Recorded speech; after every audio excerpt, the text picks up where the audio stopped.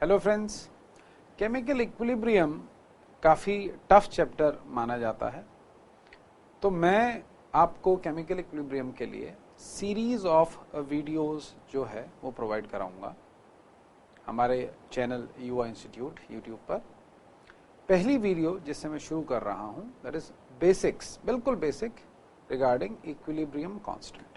थोड़ी सी थ्योरी पढ़ेंगे और हमारे स्कूल एग्जाम में जो 2 मार्कर क्वेश्चंस इस टॉपिक से आते हैं उसको हम लोग डिस्कस करेंगे यहाँ पे, बट क्वेश्चन से पहले थ्योरी। सो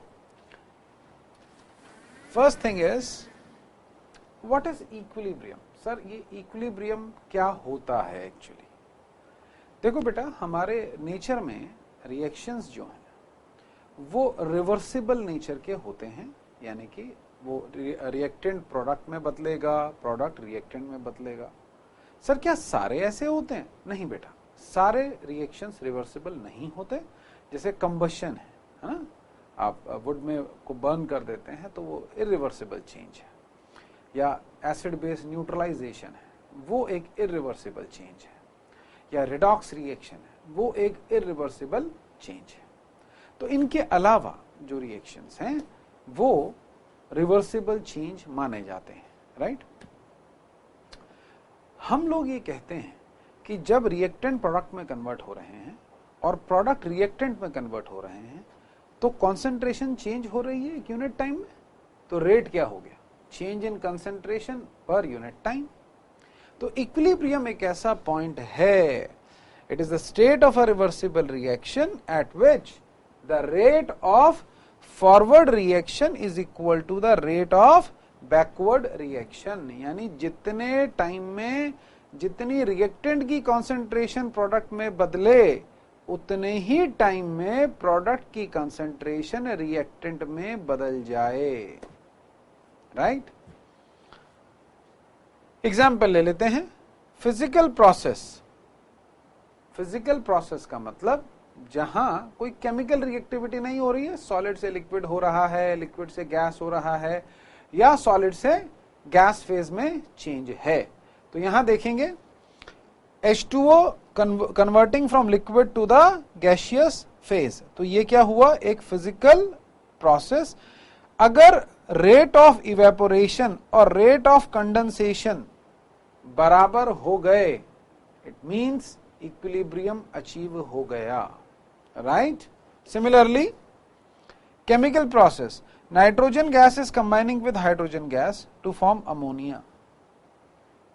अब जितने टाइम में नाइट्रोजन और हाइड्रोजन कंबाइन करें जितनी कॉन्सेंट्रेशन में टू फॉर्म अमोनिया, अगर अमोनिया भी उतना ही डिकम्पोज होकर के नाइट्रोजन और हाइड्रोजन बना देगा, means the rate of forward is equal to the rate of backward reaction, it means that equilibrium has been established. Okay sir, we have understood it, but there's one question. Now what is the question in our mind? Sir, what is the significance of equilibrium? आसान शब्दों में, sir पढ़ना क्यों है? होने दो equilibrium, हमें क्यों पढ़ा रहे हो, right? No, it's very important. बिना इक्विलिब्रियम के मेजरमेंट पॉसिबल नहीं है। मैं एक एग्जांपल देता हूं। मैं एक वेइंग मशीन पर खड़ा हूं, हाँ, और आपने जैसे नॉर्मली बच्चों को देखा होगा, मैं भी बच्चा हूं और मैं खड़ा होकर ऐसे ऐसे डांस कर रहा हूं, हिल रहा हूं ऐसे ऐसे, तो क्या होगा? क्या वेइंग मशीन या वेइंग स्केल है उसमें मेरा वेट एग्जैक्ट आएगा? आप कहेंगे नहीं। अगर नीडल है तो वैसे फ्लक्चुएट होती रहेगी, डिजिटल है तो डिजिट्स ऊपर नीचे होंगे, तो मुझे ऐसे स्टिल होना होता है। क्यों? ताकि मेरी जो फोर्स लग रही है डाउनवर्ड, नीचे से न्यूट्रल इक्वल लगे, इक्विलिब्रियम आ जाए दोनों फोर्सेस के बीच में, तब जाकर के मेजरमेंट होगा। तो यहां पर भी हम लोग ये जानना चाहते हैं कि जो केमिकल रिएक्शन हुआ वो कितने एक्सटेंट तक हुआ। हमने तो 100 रिएक्टेंट पार्टिकल डाले थे, क्या सारे रिएक्ट करे या नहीं करे? सो at equilibrium the concentration of reactant and products become constant, so we can measure the extent to which the reaction is completed. Now this is a very important thing. Concentration of reactants and products become constant. beta if they don't become constant, how would you measure it? If something is continuously changing, how would you measure it? It has to become a constant. कहीं पर रुकेगा तभी तो देखोगे observation क्या है। अगर thermometer आपने मुंह में रखा, फीवर है आपको, तो आपको स्टिल रहना पड़ेगा। वो मरकरी जो है वो एक्सपैंड होता जा रहा है। जब वो एक्सपैंड हो रहा है तब आपको पता लगेगा आपको कितना फीवर है। नहीं, जब वो एक पॉइंट पर जाकर के रुक जाएगा, thermal equilibrium between the body and the thermometer, तब रीडिंग होती है। सिमिलरली जब concentration of reactant and product constant होंगे तभी तो बेटा हम लोग एक्सटेंट ऑफ रिएक्शन मेजर कर पाएंगे। Now the question is, sir how do we measure this extent of reaction? हम मान गए कि इक्विलिब्रियम अचीव होने पर हम एक्सटेंट ऑफ रिएक्शन पता लगा सकते हैं, but how do we do it? So we can do it by using equilibrium constant. Equilibrium constant दो टाइप के हैं जो हम लोग पढ़ेंगे, in terms of concentration Kc, in terms of pressure Kp। Sir मतलब बेटा अगर रिएक्शन हो रहा है और सॉल्यूशंस दिए हुए हैं, सॉल्यूशन ए जिसमें आपने बी को मिक्स किया, प्रोडक्ट सी बना या डी बना, there you are talking in terms of concentration like molarity, हाँ, तब केसी का इस्तेमाल करेंगे। But suppose if gaseous mixture is there, जहां पर प्रेशर ऑफ गैसेस दिए हुए हैं, there we talk about KP. Okay, और ये क्वेश्चन देख के ही आपको पता लग जाएगा कि क्या है, कंसेंट्रेशन दिया हुआ है या गैसेस दी हुई हैं, उनका प्रेशर दिया हुआ है, वो अपने आप बताएंगे। एक बात का ध्यान रखें, equilibrium constant depends on temperature, तो टेम्परेचर स्पेसिफाई करना जरूरी होता है। अभी हम क्वेश्चंस में देख लेंगे। ओके, तो suppose we have this reaction, ये पूरे एक्वस सॉल्यूशन है, तो केसी कैसे निकाला जाएगा? KC is simply the concentration of product raised to power their stoichiometric coefficient upon concentration of reactant raised to power their stoichiometric coefficient, right? देखिए इन दोनों के बीच में ये मल्टीप्लिकेशन है, यहाँ मल्टीप्लिकेशन है, ये C ये स्मॉल c है, ये D ये स्मॉल d, इसको बोला जाता है स्टोइशियोमेट्रिक कोएफिशिएंट। स्टोइशियोमेट्रिक कोएफिशिएंट इसका मतलब रिएक्शन का बैलेंस्ड होना जरूरी है, ध्यान रहे बात। ओके, तो in terms of concentration KC, हम स्क्वायर ब्रैकेट यूज करेंगे फॉर कंसेंट्रेशन, ध्यान रहे। KP in terms of pressure, P stands for partial pressure, this is partial pressure.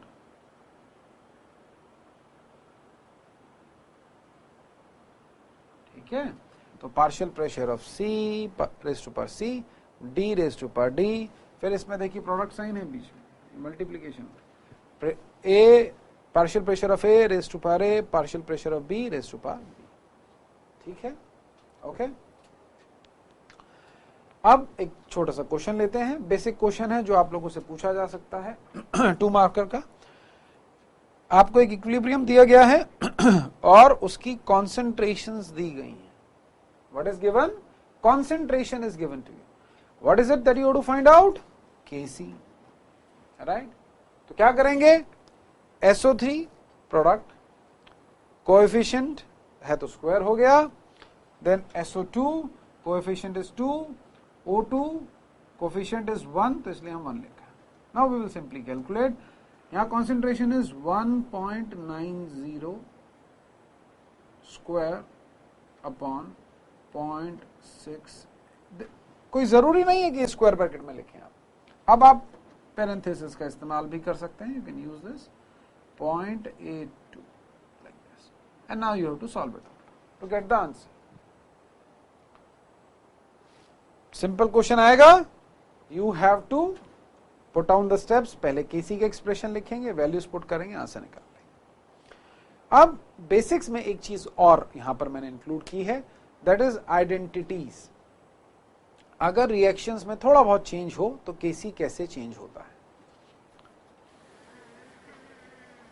ये देखिए।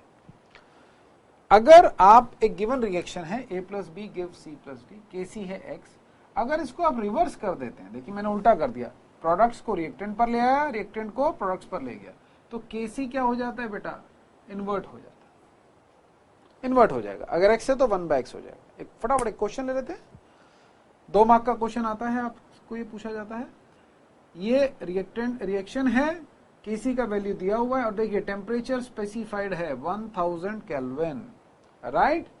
हमसे पूछा गया है कि रिवर्स रिएक्शन का केसी क्या होगा। अब देखिए रिप्रेजेंटेशन देखिएगा सबसे पहले यहां पर, वरना फिर बच्चे कहते हैं सर मार्क्स नहीं मिले, मैम ने मार्क्स नहीं दिए। हाँ देखिए ध्यान से, द रिवर्स रिएक्शन इज, सबसे पहले बताइए तो सही रिवर्स रिएक्शन क्या है, तो रिवर्स करके लिखिए इसको, NO2 O2 NO3, okay। Now as per identity Kc will be the inverse of this, ये वैल्यू लिखिए और आगे इसको पूरा सॉल्व करिए, इसको 10⁻⁻14 by 6.3, अब 1/6.3 उसको भी पूरा सॉल्व करिए, ठीक है, फाइन, तब जाकर के पूरे मार्क्स मिलते हैं। 2 और आइडेंटिटीज हैं हमारे पास। अगर कोई रिएक्शन है A plus B give C plus D, उसका इक्विलिब्रियम कांस्टेंट है X, अगर आप उस इक्वेशन को A से मल्टीप्लाई कर दें तो Kc क्या हो जाएगा, x⁻A, ओके। थर्ड आइडेंटिटी, आपके पास 2 इक्विलिब्रियम है, अगर आप उनको ऐड करते हैं तो उनके इक्विलिब्रियम कांस्टेंट मल्टीप्लाई हो जाएंगे। फाइनल इक्वेशन का जो इक्विलिब्रियम कांस्टेंट होगा that will be the product of the first equilibrium and the second equilibrium, okay। now let's do a good question, एक अच्छा सा क्वेश्चन करें। चलिए क्वेश्चन क्या है कि for this reaction Kp is given to be 49, हमें इस रिएक्शन का Kp निकालना है। चलिए सॉल्व करते हैं। स्टेप 1 क्या है, आप देखेंगे step 1 is reverse the reaction, है ना। देखिए NO यहां प्रोडक्ट में है, रिएक्टेंट में, तो ऑन रिवर्सिंग रिएक्शन क्या हो जाएगा, 2NO gas giving N2 gas plus O2 gas, right. तो कौन सी आइडेंटिटी लगेगी प्यारे बच्चों, यहां पर फर्स्ट आइडेंटिटी, रिवर्स किया है तो Kc का वैल्यू इन्वर्ट हो जाएगा। तो for this reaction Kc will be 1/49, okay, right। what is the step 2? step 2 is, अब देखिए यहां पर NO है, यहां 2NO है, ऐसा कब होगा, multiply the equation by 1/2, okay। so if you multiply this equation by 1/2, you will be getting 1/2 into 2NO gas giving 1/2 into N2 gas plus 1/2 into O2 gas. So Kc will be square root of 1/49 because उसका पार क्या हो जाएगा बेटा, half. So the answer is 1/7, right। I repeat, first step में reaction को reverse किया गया तो Kc 49 का 1/49 हो गया। सेकेंड स्टेप में हाफ से मल्टीप्लाई किया गया तो Kc का जो पार है वो हाफ हो गया, यानी कि स्क्वायर रूट निकाला हमने, 1/7 आ गया। कैसा लगा ये क्वेश्चन, आसान था। Will be surprise to know कि ये क्वेश्चन जो है वो जेई में पूछा गया था। तो आप बोलेंगे सर इतना इजी, यस, बेसिक से भी क्वेश्चंस आते हैं और आप इजीली उनको सॉल्व कर सकते हैं, राइट। तो जो नेक्स्ट वीडियो मेरा होगा उसमें will go one step higher, we will talk about equilibrium constant and calculation of extent of reaction. Keep watching and subscribe to our channel, Yuva Institute on YouTube. God bless.